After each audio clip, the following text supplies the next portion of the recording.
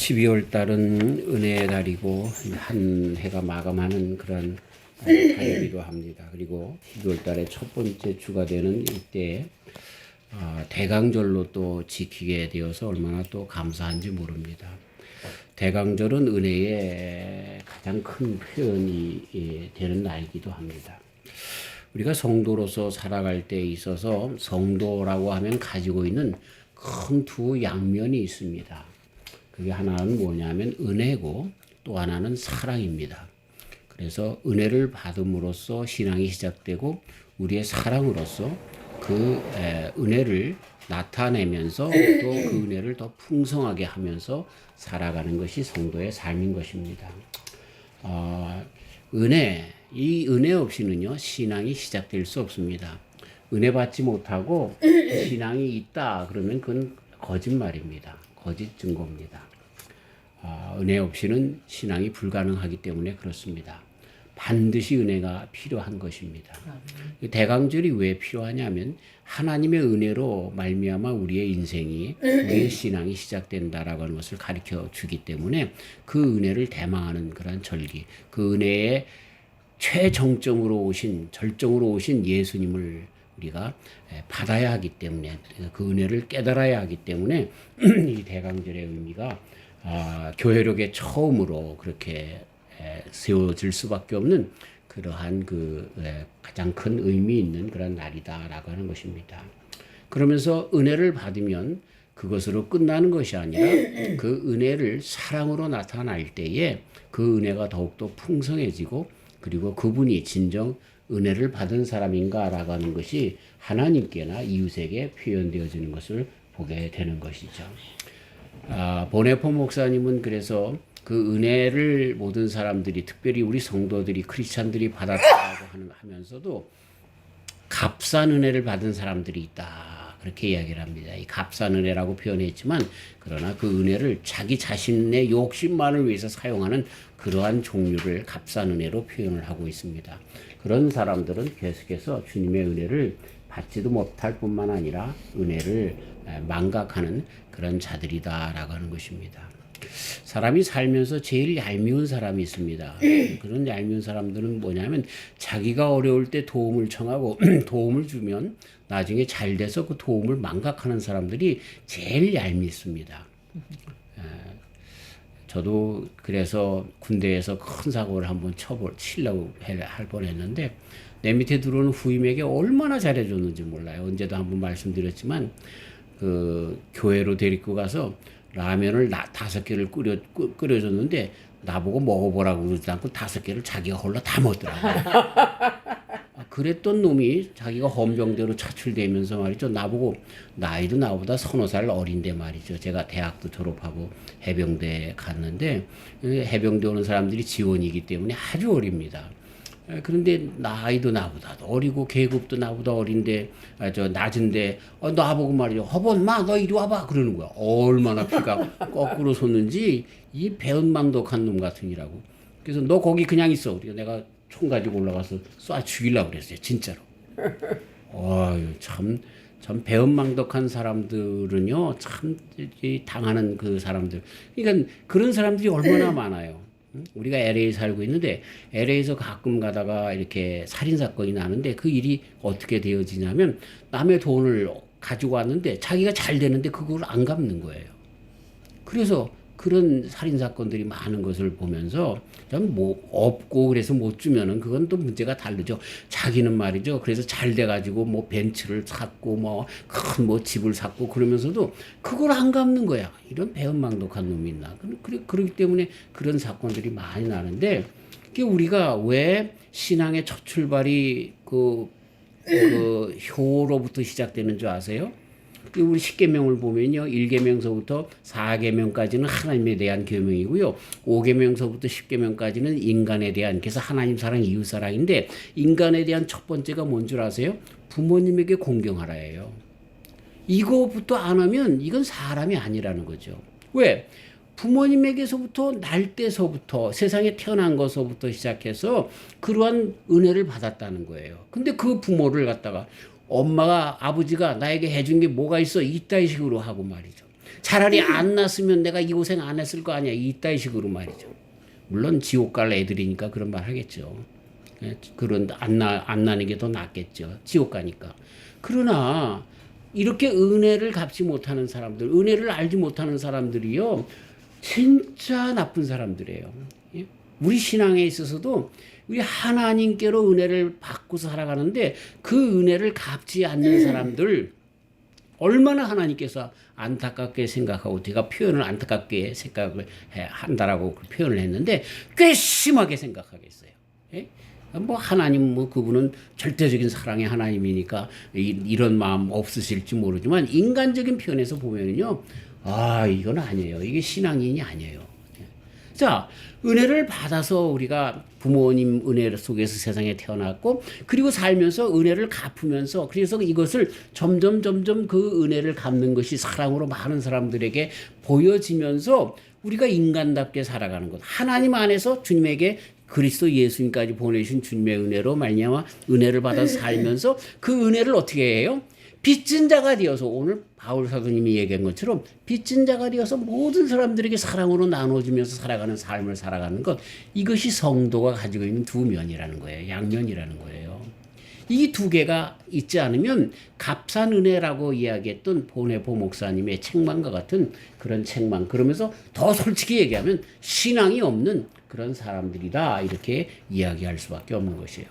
자, 우리 인생에 있어서 대명제가 있습니다. 우리 예수님께서 뭐라고 그 대명제를 어떻게 말씀하고 계시냐면 마태복음 18장 23절 1만 달란트 빚진 인생이다, 이렇게 표현했습니다. 그래서 이것을 지금 현대적인 감각으로 하면 20만 년을 주일날만 쉬고 갚아도 못 갚을 만큼의 빚을 졌다는 거예요. 그러니까 인생으로 100년 산다고 치고요. 인생으로 태어나서 2000번을 다시 태어났다가 또 죽었다가 태어났다 죽었다 하는 모든 2000번의 인생을 살아가면서 그 인생 전체를 갚아도 못 갚을 빚을 지고 태어난 인생이다. 이것이 우리 예수님께서 보시는 인생관입니다. 그러니 탕감받아야만 되는 거예요. 물론 이 말씀은 그래서 1만 달란트 빚진 것을 탕감받았는데 너에게 100데나리온, 이 100데나리온이라고 하는 것은 100일치 품삯인 거죠. 100불씩 하면 10,000불 정도 빚진 사람을 갖다가 때리고 말이죠. 그냥 감옥에 가두고 그러는데 너는 더 큰 빚을 탕감받았다는 거야. 그런데 네가 용서하지 못하냐라고 하는 말씀으로 쓰일 때 그렇게 했는데 어쨌든요, 우리 인생은 산다는 것 자체가 처음부터 하나님의 은혜 아니고서는 불가능한 인생이다라고 하는 것을 가르쳐 주시는 것으로 시작되는 거죠. 그러니까 보세요. 우리가 자연적으로도 생각해 보면 부모님 아니었으면 태어나지 못했어요. 그리고 어렸을 때 정말 우리가 뭘 알겠어요. 그럴 때 진자리 마른 자리 갈아 드시고 젖 먹이시고 이유식 먹이시고 또 이렇게 정말 학교 보내고 뭐 이런 것들로 우리와 함께 하신 그런 부모님서부터 시작해서 또 그때 친구들 만나고 그래서 또 도움 받고 또 이 사람 저 사람 도움 받고 물론 사기도 당하는 일들도 많이 있겠지만 그러면서 우리는요 정말 그 모든 속에서 많은 사람들에게 은혜를 받지 않고는 살 수 없다는 거죠. 아멘. 어떤 사람이 그래요. 아유 세상에 다 모든 사람들이 꼴 보기 싫어. 다 죽었으면 좋겠어. 그러니까 이제 그 한 분이 그 얘기 듣고서 그러면은 농사꾼이 없으면 어떻게 빵, 라면 이런 그 밥을 먹을 수 있어? 그럼 농사꾼만 살려두고. 그랬더니 이번에는 그거 트럭 운전수가 없으면 그거를 갖다가 어떻게 운송을 해서 가게까지 갖다 놓을 수 있어? 그럼 트럭 운전사도 살려두고. 그러다 보니까 다 살아야 되는 거야. 다 살아야 돼. 우리는 서로가 서로에게 다 도움을 주고받으면서 살아가는 그러한 그 존재다라고 하는 것입니다. 스승을 만나고 친구를 만나고 또 그리고 끝내는 가서 반려자를 만나고 그리고 자녀가 오히려 내가 자녀에게 쏟은 것만큼 이상의 그런 효를 또 받고 하면서 살아가는 어차피 인생은 빚진 자다라고 하는 것입니다. 근데 우리 신앙에 있어서도 마찬가지예요. 신앙의 처음 출발이 뭔지 알아요? 아, 하나님 나는 빚진 자예요. 이 빚진 자라고 하는 말씀 속에는 무엇부터 시작이 되냐면 나는 죄인입니다. 지옥의 저 아랫목에 가도 용서함을 받을 수 없는 그런 아주 끔찍한 죄를 진 죄인입니다라고 하는 그것부터 시작되는 거죠. 그럴 때에 그럼에도 불구하고 나를 위해서 오신 예수님, 나를 위하여 십자가에 달려 돌아가신 보혈의 피 흘리신 예수님으로 말미암아 내가 구원받았다라고 하는 이 절대적인 은혜서부터 시작되는 거예요. 이 경험 없으면은요, 그 신앙은 거짓말이에요. 예? 모태신앙으로 시작했기 때문에 그냥 관념적으로 그런지 모르지만 예수님하고 나하고 하나님하고 나하고 상관이 없는 신앙생활이기 때문에 잘못될 수밖에 없는 거예요. 그래서 나는 죄인인데 주님의 은혜로 이렇게 구원받은 하나님의 자녀가 된 죄인입니다. 예, 그렇게 해서 시작이 되는 거죠. 그래서 은혜를 먼저 받아야 되는 거예요. 근데 우리가 살면서 사람들을 보면 여러 사람들이 있어요. 타입이 달라요. 은혜를 은혜를 베푸는 사람, 사랑하는 자가 있는가 하면 또 사랑을 주지도 받지도 않는 사람들이 있어요. 또 어떤 사람은 받기만 하려고 하는 사람이 있어요. 또 어떤 사람은요, 또 주기만 하고 받지 않으려고 하는 사람도 있어요. 이런 모든 것들이 다 정말 잘못된 거 한 가지. 우리는 받을 수밖에 없고 받아야만 합니다. 그리고 그 다음에는 받은 것을 많은 사람들에게 나눠주면서 쏟으면서 사랑하면서 살아가야 할 존재라고 하는 것을 우리는 잊어서는 안 되는 겁니다. 자, 그러면서 중요한 것이 있는데 그게 바로 어디서부터 시작되냐면 우리는 받는 것부터 시작돼서 받을 줄 알아야 됩니다. 뭘 받을 줄 알아야 돼요? 이 계속해서 공짜를 바라는 그런 것을 의미하는 것이 아니라 하나님의 은혜를 받을 줄 알아야 돼요. 하나님의 사랑을 깨닫고 그 은혜를 받을 줄 알아야 돼요. 많은 사람들이 신앙 그럴 때요. 아유, 하나님을 믿으려면 내 주먹을 믿어. 그러면서 이 사람들이 뭡니까? 가장 중요하게 생각하는 것을 뭘로 하냐면 어쩔 수 없이 우리 사람은 어디에가 의탁되는 의지할 수밖에 없는 존재예요. 나는 신앙 하나님을 안 믿어. 그런데 그 사람이 뭘 믿어요? 권력을 믿습니다. 그 사람이 뭘 믿어요? 돈을 믿습니다. 예. 그 어디에든가 의지하게 되는데 신앙의 시작은 뭐냐면 하나님을 전적으로 의지하는 그 은혜에 기인한다라고 하는 것입니다. 그 하나님의 은혜를 받아야 되는 것입니다. 네. 이 하나님의 은혜 고백 이것으로부터 신앙이 시작된다라고 하는 것입니다. 언젠가도 한번 말씀을 드렸는데 그 신문의 칼럼을 한번 읽다 보니까 그 교통사고가 났는데 그 부인이 그 반신불수가 돼서 휠체어를 타고 다닐 수밖에 없어요. 근데 남편을 그렇게 사랑해요. 그래가지고 남편에게 계속 이혼을 요구하는 거예요. 왜? 자기가 휠체어를 타고 다니기 때문에 남편에게 해줄 수 있는 것이 없고 남편에게서 사랑만 받아야 된다는 거예요. 내가 해줄 수 없고. 그렇기 때문에 남편이 더 좋은 여자를 만나서 그 여자와 행복하게 살았으면 좋겠다고 이혼해달라는 거예요. 이혼해달라는 거예요. 그러니까는 사랑을 주기만 하는 사람인데 이제 좀 받을 줄도 알아야죠. 받을 줄도. 네. 이게 우리 신앙에 있어서 얼마나 잘못된 건지 몰라요. 그래서 이게 아닌 것 같은데요. 많은 사람들이 그것을 우리는 다른 표현으로 율법적 신앙이라고 얘기합니다. 내가 하나님 앞에 뭔가를 해야 하는 것처럼 그래야 내가 신앙이 있는 것처럼 생각하는데 그게 아니라 우리는 처음부터 끝까지 은혜로 시작해서 은혜로 받아야만 은혜 가운데 있어야만 신앙은 계속되는 것을 잊어버려서는 안 되는 것입니다. 은혜를 받으시는 저와 우리 성도님들 되시기를 주의 이름으로 축원합니다. 베드로가 우리 예수님께서 마지막 그 성만찬 한 다음에 발을 씻기려고 그러니까 선생님 나 발을 씻길 수 없어요. 그랬더니 예수님께서 뭐라고 그러세요? 내가 네 발을 씻기지 아니하면 너와 내가 아무 상관이 없다. 이렇게 말씀하고 계세요. 주님과 함께 살면서 주님께로부터 주시는 끝없는 은혜를 발을 씻는 그 은혜를 늘 그렇게 우리는 잊어서는 안 되는 것이지요. 어떠한 죄악 가운데 어떠한 난관 가운데 있을 때도 그때도 또 주님에게 기도하면서 은혜를 구하는 저와 우리 성도님들 되시길 주의 이름으로 축원합니다. 예. 우리는 주님께서 계속해서 함께 하시며 주시려고 하시는 그 은혜를 포기해서는 안 됩니다. 그 사랑 없이 주님의 사랑 없이 주님의 은혜 없이는 우리는 살 수 없기 때문에 그렇습니다. 신앙 안의 교만이 뭘까요? 그 교만이라고 하는 것은 그 은혜를 무시하는 것이 교만입니다. 주님 없이도 된다는 거예요. 기도하지 않는 거예요. 그 기도하지 않는 것은 큰 교만입니다. 큰 교만입니다. 제가 우리 어머님에게 참 끔찍히 많이 속을 안 썩여 드리려고 옛날서부터 그렇게 했던 것 같아요. 참 착한 어린이였어요. 그래서 낚시를 갔는데 우리 옆에 형이 바로 위에 형이 같이 옆에 서서 하는데 망둥이를 잡으면 말이죠. 잡아가지고 돌리거든요. 그래야 이 망둥이가 힘이 축 늘어져가지고 바닷속에 이렇게 허리까지 당기는데 들어가서 낚시를 하는데 그런데 말이죠. 옆에 섰는데 우리 형님이 그냥 망둥이를 잡아가지고 돌리는데 내가 옆에 섰는데 여기 머리를 땅 때리고 가시가 이렇게 꾹 망둥이가 잡힌 고기가 잡힌 낚싯바늘이 여기 하고 근데 또 낚싯바늘이 2개인데 2마리가 잡혔어요. 글쎄. 그래가지고 여기 머리에 대롱대롱 하나 여기에 또 대롱대롱 하나 이 뽕은 그냥 이만한 납뽕이 나를 때려가지고 그냥 정신이 휘청해가지고 바닷물로 쓰러지려고 하는 거예요.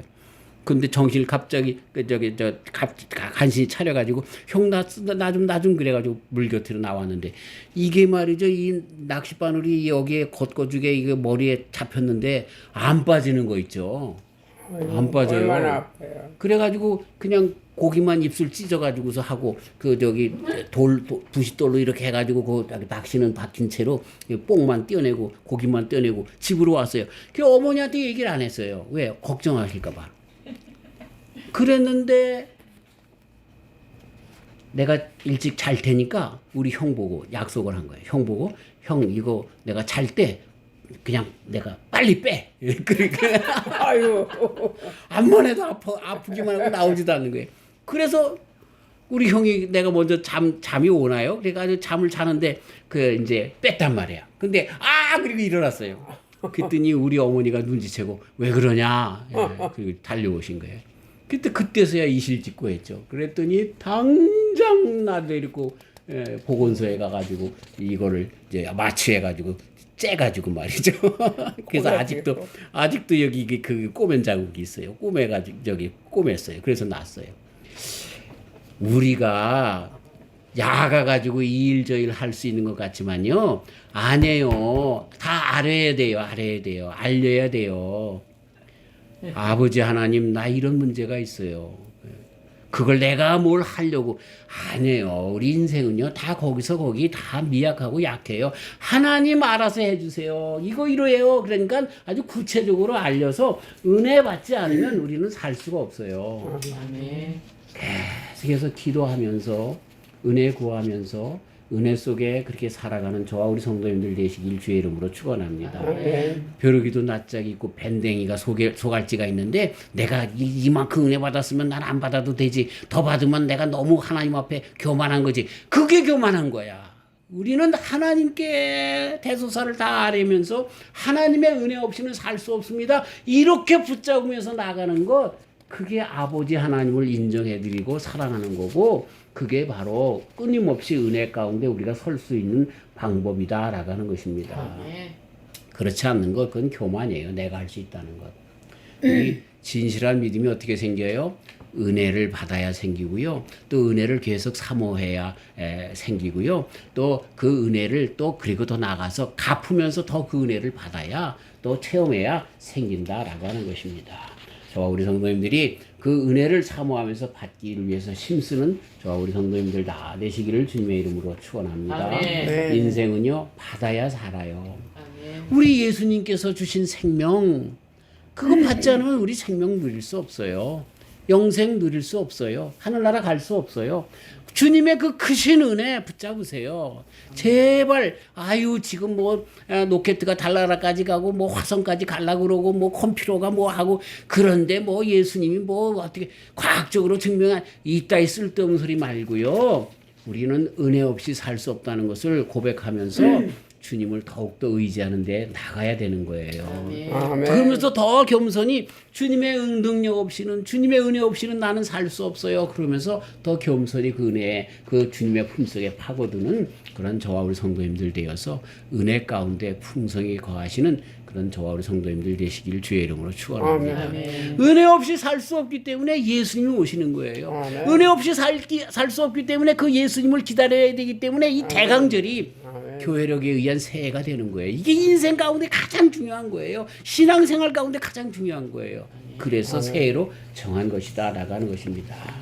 자, 그 은혜에 대해서만 그렇게 말씀드렸는데 시간이 많이 갔는데, 그런데 그것으로 끝나면 안 되죠. 뭐가 있어야 돼요? 그 은혜는요, 다 받아서 in my pocket 해서는 안 되는 거예요. 왜 은혜를 우리에게 주셨어요? 사랑을 베풀려고, 우리가 그리스도의 정말 제자가 되어서 그리스도의 은혜를 또 이제는 주님께서 주신 것처럼 모든 사람들에게 그 사랑을 나눠주기 위해서, 은혜를 나눠주기 위해서 그 은혜를 주었다라고 하는 이 사명을 망각해서는 안 된다라고 하는 것입니다. 우리에게 은혜를 먼저 주신 것은 왜 주셨어요? 그 은혜를 나눠주시기 위해서 주셨다라고 하는 것을 꼭 알아야 된다라고 하는 것입니다. 맨 처음에 말씀드렸잖아요. 세상에서 제일 얄미운 놈이 누구예요? 은혜 받고 전부 자기만을 위해서 갖고 있는 놈들이에요. 네. 뭐 입이 좀 거칠어서 죄송한데 어쨌든 자기 혼자 잘나서 산 것처럼 살아가는 사람들 아니에요. 그래서 나눠주면서 살 수밖에 없는 인생인 것을 우리는 고린도전서 12장에 그 은사에 대해서 이야기할 때, 어떤 사람은 눈이에요, 어떤 사람은 귀예요, 어떤 사람은 손이에요, 어떤 사람은 발이에요, 어떤 사람은 목이에요. 그래서 이런 것들이 다 일치가 되어야 그렇게 주의 온전한 몸을 이룬다라고 하는 것처럼 나에게 주시는 은혜를 다른 사람들에게 나눠주면서 살아가는 그러한 것이 주님의 귀한 은혜라 나가는 것입니다. 아멘. 사실 인류의 모든 일들은요, 부모님들이 자녀들을 양육하고 그리고 나중에 가서 자녀들이 부모를 공개하는 시스템이 바른 인류의 시스템입니다. 근데 이것이 말이죠, 이상하게 바뀌어가지고 지금은 양로병원으로 다 보내고 말잖아요. 이런 시스템이 이게 개나 소나 하는 짓이죠. 이건 안 되는 거예요. 사실은 자녀들로부터 그렇게 공개를 받아야 되는 것이 인륜이에요. 그게 바로 그렇게, 왜 그렇게 어렸을 때 했고, 그게 give and take라고 하는 세상의 그런 형식에도 맞고, 너에게 은혜를 베풀었으니까 이제는 공개해서 그 은혜를 갚아라, 그 시스템으로 나가야 아름다운 세상이 되어지는 것이죠. 예. 이 점점 더 인간이 말이죠, 아주 동물적이 되고 아주 욕심적이 돼가지고 부모도 나 몰라라 하는 그런 세상이 돼서 이 은혜를 줄 아는 데까지 나가야 되는데 그걸 안 하는 거예요. 우리의 신앙이 은혜 없이는 살 수 없는데요. 근데 그 은혜를요, 어떻게 하면 더 은혜를 더 풍성하게 할 수 있어요? 우리 바울 사도님을 보잔 말이에요. 내가 빚진 자라는 거예요. 그가 무슨 빚을 졌어요? 그래요, 그는 절대적인 빚을 졌어요. 그리스도 예수님으로 말미암아 빚을 졌단 말이에요. 그래서 이 빛을 모든 사람들에게 전하기 위해서, 나누기 위해서 내가 빚진 자다라고 하는 고백을 오늘 말씀 가운데 하고 계시는 거예요. 그가 무슨 빚을 졌습니까? 그렇게 교회를 세우면서 그 교회를 통해서도 봉급을 안 받은 사람이에요. 이 바울 사도님이. 오히려 선교 헌금을 받으면서 그것 때문에 내가 이것을 차라리 죽을지언정, 예? 그렇게 생각하면서 말이죠, 자기가 그 텐트를 깁는 그런 천막을 깁는 그러한 것을 통해서 자급자족하면서 그 선교를 했던 그런 분이에요. 근데 그분이 무슨 빚이 있어요? 정말 그렇게 얻어맞으면서 죽을 고비를 넘으면서 모든 사람들에게 하나님의 사랑을, 복음을 증거했던 사람이에요. 오히려 세상의 모든 사람들이 바울에게 빚졌죠. 바울이 누구에게 빚을 졌습니까? 그래요, 이분이 깨달은 것, 하나님, 내 생명 다해도 갚을 수 없는 빚을 진 자가 나라는 거예요. 근데 그것을 어떻게 또 깨달아요? 하나님의 복음을 증거하면 증거할수록, 주의 일을 하면 할수록, 교회를 세우면 세울수록, 사랑하면 사랑할수록 예수님의 마음이 그 속에 더 풍성하게 되어서 우리 하나님 앞에 나는 빚졌구나라고 하는 것을 더 깨닫게 되었다는 것이죠. 누가 더 하나님의 은혜를 깨달을 수 있다고요? 난 은혜 받았어 자랑하는 것이 아니라 그 은혜를 사랑으로 나누어 주면서 주님의 은혜를 더욱더 풍성히 경험하게 된다는 거예요. 네. 누가 효도를 다 잘해요? 에이, 내가 마음만 있는 거 알면 되지. 아니에요. 부모님에게 정말로 잘하는 사람, 공개하는 사람, 그 사람이 부모님의 그 사랑을 더욱더 깨닫는 자가 된다 하는 그런 이야기인 것이죠. 예. 우리 사람은 망각의 은혜라고도 할 수 있지만 망각할 수밖에 없는 그런 그 생각의 체제를 가지고 있어요. 그렇기 때문에 은혜 받은 거 금방 잃어버려요. 신앙에서도 마찬가지예요. 근데요, 그 은혜 받음을 예수님처럼 그 삶의 실현을 하게 되면요, 예수님이 더욱더 깊이 체험이 된다니까요. 깊이 체험이 될 뿐만 아니라 항상 함께 하시는 예수님, 더 깊어지는 신앙, 이거를 체험하게 된다는 사실을 잊어서는 안 되는 거예요. 그래서 은혜와 사랑, 이것이 우리 성도들에게서 양면인 거예요. 은혜만 받기만 하면 이건 이상해져요. 머리만 커지는 괴물이 된다는 거예요. 사랑을 하면, 사랑만 하면 은혜가 없기 때문에 또 아주 그 은혜가 굉장히 율법적으로 나갈 수밖에 없어요. 그래서 은혜를 계속해서 받으며 또 사랑을 나누면서 사랑을 주다 보니까 주님의 은혜가 얼마나 귀한 것인지 알게 되고, 주님의 은혜 없이는 할 수 없음을 알고 더 구하게 되고, 그래서 이렇게 계속해서 돌아가면서 눈덩이처럼 커지는 믿음과 그리고 신앙생활로 주님 앞에 다가갈 수 있다라고 하는 것입니다. 이스라엘 나라에 갈릴리 바다가 있고 사해 바다가 있는 거 잘 알죠? 갈릴리 바다는 풍성한 어족이 있습니다. 살아 있습니다. 왜? 위에서부터 그 요단강물 저 헬몬산에서 눈 녹은 물이 내려와서 갈릴리 바다를 채웁니다. 그리고 그 밑으로 사해 바다로 내보냅니다. 그래서 거기는 풍성한 거예요, 갈릴리 바다는. 근데 사해 바다는 받기만 하고 나가는 데가 없어요. 해발도 저기 바다 해변보다도 밑에 그렇게 있으면서 말이죠. 다고다고 하고서 있는. 거기 무슨 광물들은 굉장하답니다. 그러나 생명에 살 수가 없는 거예요. 예. 우리의 신앙도 마찬가지예요. 우리의 신앙이 풍성해지려면 어떻게 해야 돼요? 은혜를 받고 그 은혜를 나누어 줄 때에 그 풍성하다라고 하는 것입니다. 바울이 그렇게 끝내 빚진 자라고 고백할 수 있으면 그런 것이다 라고 하는 것입니다. 이스라엘 백성들에게 우리 주님께서 탄식하며 하시는 말씀들이 있습니다. 호세아서 9장 10절, 옛적에 내가 이스라엘 만나기를 광야에서 호도를 만난 같이 하였으며 너희 열조 보기를 무화과 나무에서 처음 맺힌 첫 열매를 봄같이 하였거늘 저희가 바알볼에게 가서 부끄러운 우상에게 몸을 들임으로 저희의 사랑하는 우상같이 가증하여졌도다. 또 계속해서 13장에 내가 광야 마른 땅에서 너를 곤고하였거늘 저희가 먹이운 대로 배부르며 배부름으로 마음이 교만하여며 이로 인하여 나를 잊었느니라. 이스라엘아, 네가 패망하였나니 이는 너를 도와주는 나를 대적함이니라.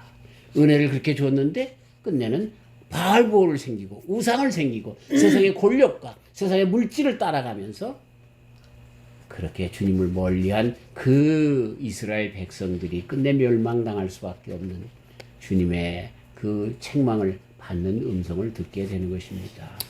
사랑하는 저와 우리 성도님들이 언젠가 하나님 앞에 다 설 겁니다. 그때 많은 사람들이 자기가 이 땅에서 한 자랑들을 이만큼 곱다리를 그렇게 해가지고 자랑하면서 내가 교회에서도 이 일도 하고 저 일도 하고 내가 목사로서 뭐 하고 선교사로서 뭐도 하고 자랑을 하면서 그렇게 주님에게 의시되며 나갈 수도 있겠지만, 그러나 우리가 정말 하나님 앞에 섰을 때 자랑할 수 있는 것이 뭐가 있겠습니까? 그때는 주님 은혜로 살았습니다. 나는 주님에게 가져온 것 아무것도 없습니다. 그저 은혜로 살았을 뿐입니다. 그러나 다른 사람들이 옆에서 그렇게 고백하는 우리들을 보고 저 목사님, 저 권사님 지금 거짓말 시키는 거예요. 얼마나 정말 큰 일들을 많이 했는데요. 선교사님들을 돕고 또 선교했고 뭐 했고 막 그냥 교회 일들을 혼자 다 맡아서 했고, 그러나 정말 주의 종들은 자기가 한 것을 자랑하는 것이 아니라 뭘만 자랑해요? 주님께서 은혜 주셨고, 그래서 마치 나에게 준 은혜를 다른 사람에게 주었으면 그 사람은 나보다 더 큰 일을 했을 거예요 라고 하는 프랜시스 성자의 고백처럼 그렇게 고백하면서 늘 겸손하게 또 사랑을 나누면서 살아가는 성도들로 살아가는 것이죠. 이게 성도의 진정한 모습이고 이게 교만하지 않고 끝까지 겸손하게 주님의 은혜를 사모하면서 그러면서 나눠주면서 살아가는 성도의 진면목이다라고 하는 것입니다. 우리 예수님 오십니다. 예수님을 꼭 만나서 은혜로 꽉 채우시길 주의 이름으로 축원합니다. 아멘. 그리고 예수님께서 이제 우리에게 남겨주신 그 사랑의 빛이 있습니다. 바울 사도님처럼 나도 사랑의 빛이 있다는 것을 다른 사람들이야 어떻게 신앙생활 하든 상관없이 나는 주님에게 빚진 자라고 하는 고백을 가지고 그 빚을 갚기 위해서 힘쓰며 사랑으로 그렇게 나누면서 그러는 가운데 주님의 은혜를 더욱더 깨달으면서 살아가는, 그래서 겸손하게 끝까지 주님과 함께 동행하는 저와 우리 성도님들이 다 되시기를 주님의 이름으로 축원합니다. 하나님 아버지, 믿음 생활 가운데 함정이 많이 있습니다. 은혜 없이 살 수 있다라고 하는, 내가 율법적으로 예수님을 믿으면 구원받을 수 있다라고 하는 잘못된 함정서부터 시작해서 내가 한번 은혜 받았으면 그것으로 끝이라고 하는 그러한 교만한 모습들, 그리고 그 은혜를 사랑으로 나눠주면서 내가 나눠주기 때문에 무엇인가 해낸 것처럼 자랑하는 교만, 이런 것들로 정말 우리들의 신앙의 여정은 많은 함정들로 가득 차 있습니다. 그러나 주님, 우리의 성도들의 양면성이 있는데 하나는 은혜와 하나는 사랑입니다. 이 두 가지를 잘 배합해서 잘 이해하고 주님에게 계속하여 은혜를 구하고 받으면서, 그리고 그 은혜 받은 것을 나누면서 사랑하면서, 그래서 또 그 은혜를 풍성히 하며 끝까지 주님 앞에 겸손히 나가는 신앙생활을 하게 하시고, 주님 앞에 섰을 때도 주님의 은혜만을 자랑하기 때문에 주님의 칭찬을 받을 수밖에 없는 주의 종들, 그 칭찬조차도 너무나 감사해서 은혜에 감격하면서 영원토록 살아가는 우리 모두가 되게 하여 주시옵소서. 아멘. 이 은혜를 주시기 위해서 오신 예수님 기대합니다. 아멘. 아버지, 이번 성탄절기에 꼭 오신 예수님을 만나 그 예수님을 친정 내 신앙의 주인으로, 진정한 주인으로 모시고 살아가는 우리 모두가 되도록 축복하여 주시옵소서. 아멘. 예수님의 이름으로 기도하옵나이다. 아멘.